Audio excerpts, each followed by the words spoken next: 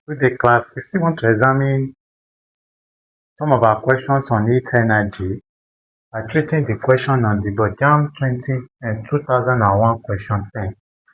We have ice cubes are added to a glass of warm water. The glass and water are cooled by A, conduction only, B, convection only, C, conduction and convection, D, convection and radiation. The simple way to analyze this question is to know the material medium. If the material medium is a solid, in this case we have glass, then heat transfer through conduction. If it is liquid or gas, it will be convection.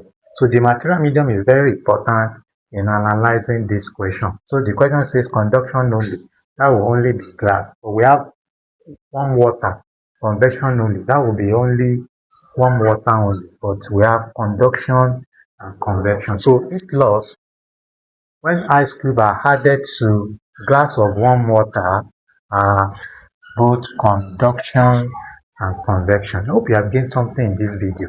There are some students that need this information. Let's share it to them and they will be very happy you did so. Bye for now. See you in my next video. Bye.